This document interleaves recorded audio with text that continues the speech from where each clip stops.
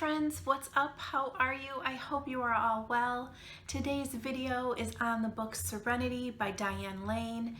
It is the first book in the Red Door series. Holy smokes, kind of mind blown. I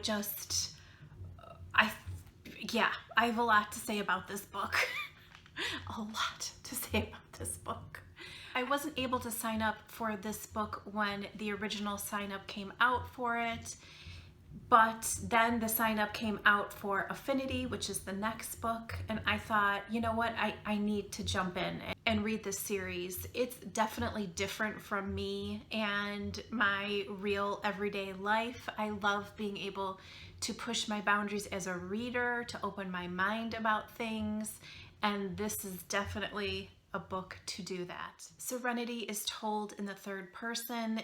It centers on the characters Kyan, and it's funny, I don't want to get her name wrong, and I meant to ask Dyan how to pronounce it. I think it's pronounced Linnea or Linnea. Short, they call her Linn, so I'm going to call her Linn because I don't want to get it wrong, so I apologize, Dyan. Linn is a young 20-something woman. She works in a bar slash restaurant. I think it's a ber. Actually, it's a bar, Charlie's. And she is on her own. We know from the beginning that her mom had died. Her grandmother raised her. Her grandmother was rather kooky and died suddenly when Linn was, a late teenager. As she was the only living relative, she kind of took that money, left the sleepy town she was raised in, and headed for a way better life than she had going for her. She's a college student. She stands on her own 2 feet. She owns her own home. She has a special affection towards old buildings, and she has restored her cute little house all on her own. I really liked her. She's very innocent, sweet, not like sugar saccharine, you know. We find out a little bit more about her later in the book, but she's definitely kind of just a sweet young woman. She's got a great best friend, Chloe, who's a little bit more adventurous in life, and they are a great duo together. Kyan, which, love that name too, is a little bit older. He owns the bar that she works in with his brother and cousins. His brother's name is Dylan. His cousins are Jesse and Brendan. This book was a lot about world building for the Red Door world. They also own a club next door, which has no name but has a red door, and everyone calls it the Red Door Club. That's why it's the Red Door series. So we don't know much about the club.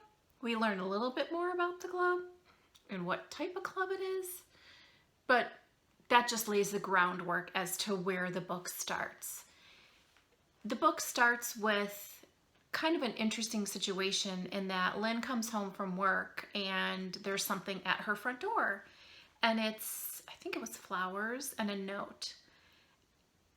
Kind of a racy note, and she was like, oh, okay, this is interesting. It wasn't signed. She didn't know who it was from. She ends up talking to Chloe about it, and Chloe's like, wow, you have a secret admirer. She mentions it to the guys, and they're all friends, even though, you know, it is a boss employee type of relationship. They have developed friendships.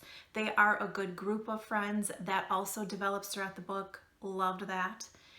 So she was gonna kind of keep it to herself.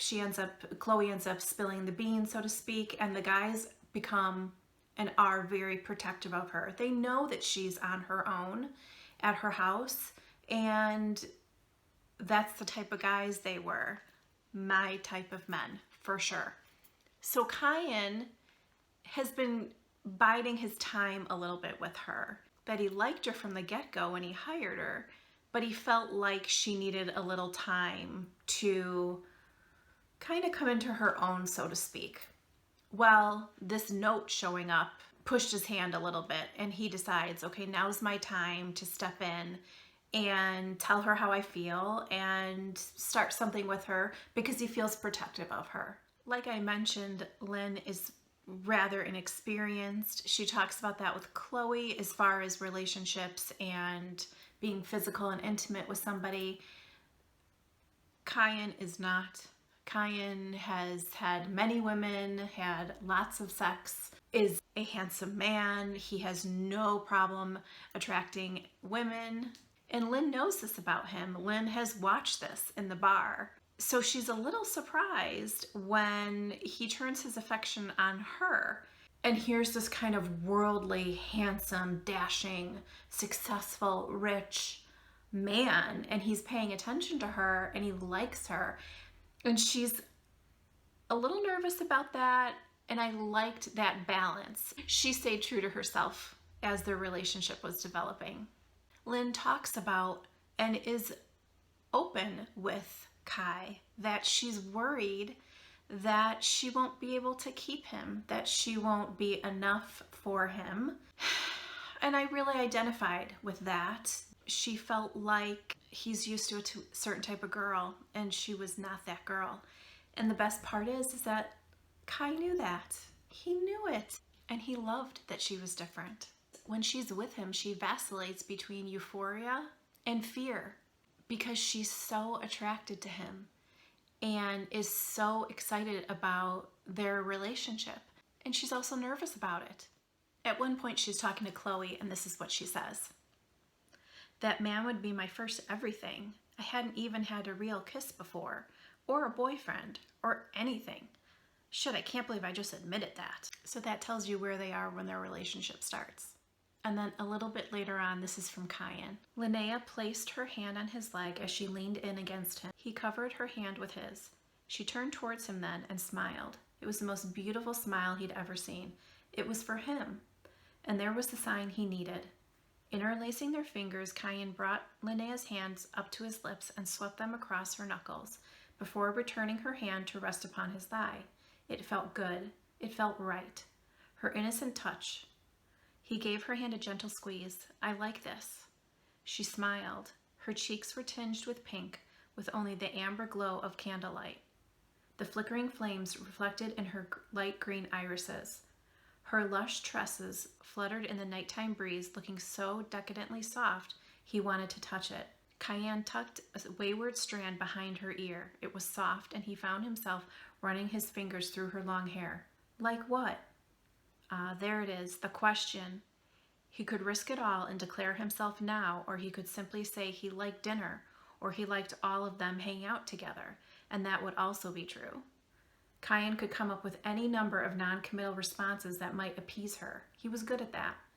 Instead, he looked directly in those light green orbs, then down to their joined hands on his thigh, before his eyes traveled back up to hers, and he professed, "You." Oh my God. So good. Loved them. I loved how they held hands all the time. It's something that Dyan mentions often, and I love that. I am such a hand holder. There's something really special about that. I don't know what it is, but I love it. So to see it in the book so much, I really liked.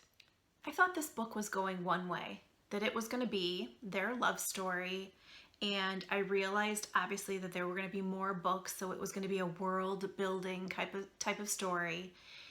And we do meet all these other characters that I loved and thought I knew we were going. Boy, was I wrong.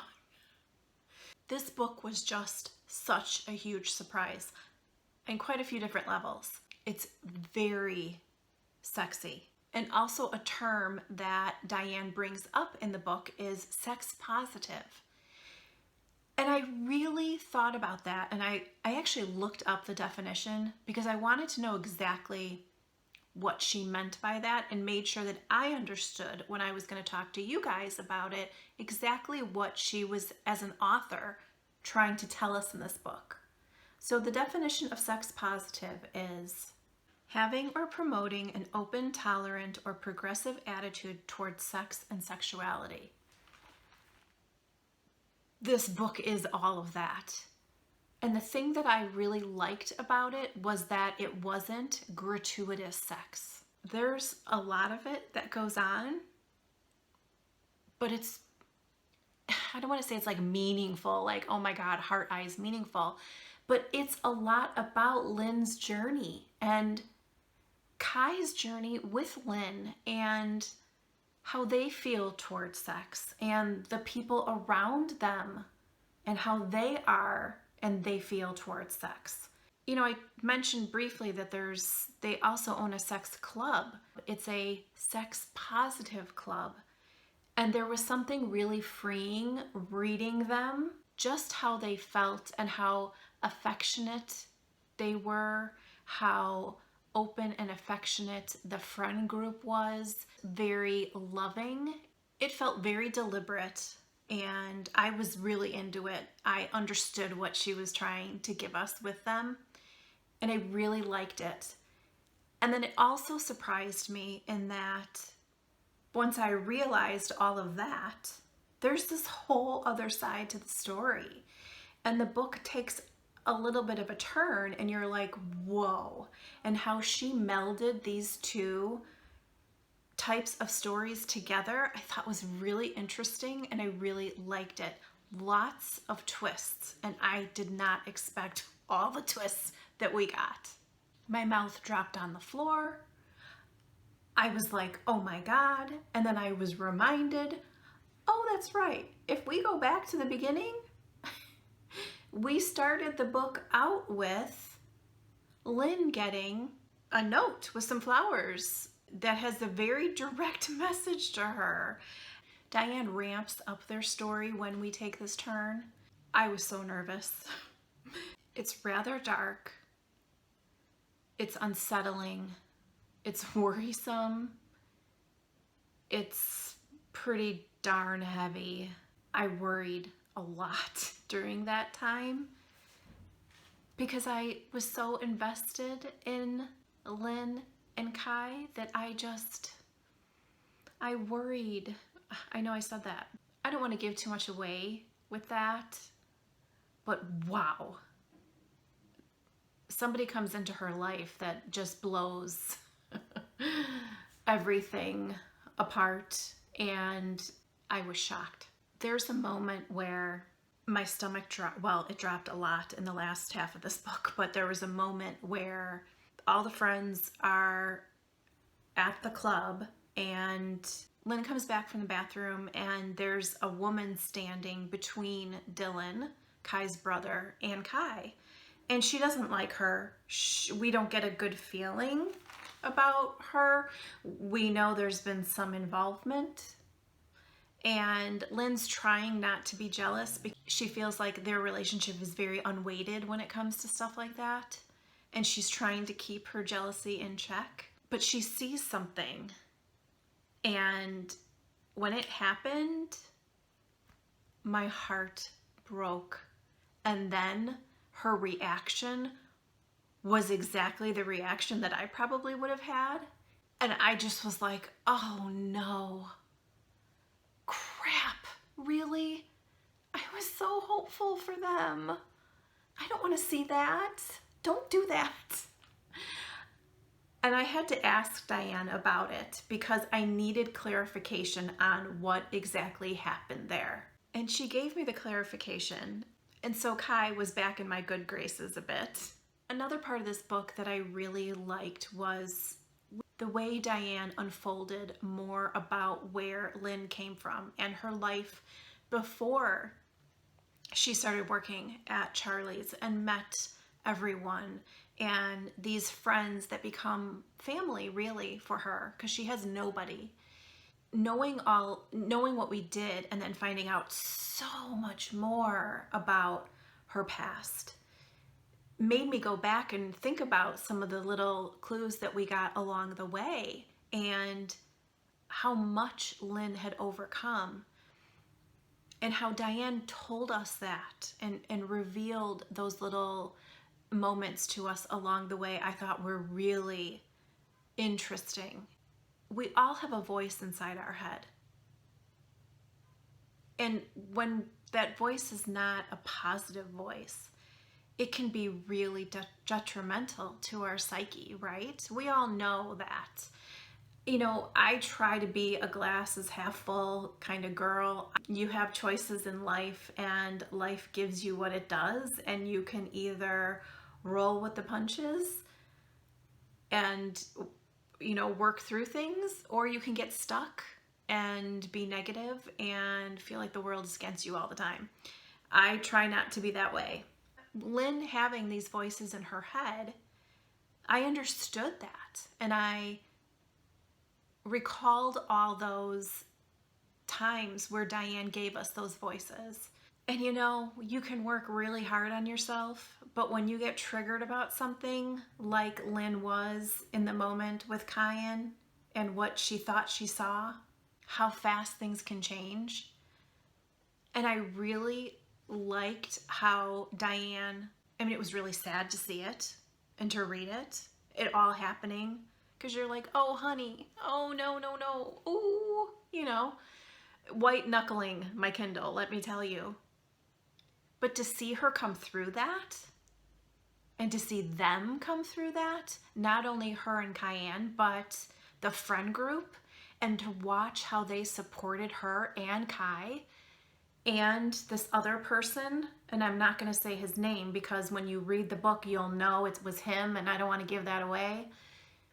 But this other person and how they supported him, oh my gosh, see, I'm getting teary about it right now, was so special and really beautiful when it came down to it, that they could have really bashed this poor guy. And yeah, I feel like I'm going to spoil it if I say too much, but it was really beautiful and it was very touching. And I thought, my God, if the world was like this scenario, in how you don't kick somebody when they're down, you help them work through things, and they might have made terrible decisions. You try to be there for your people, you know?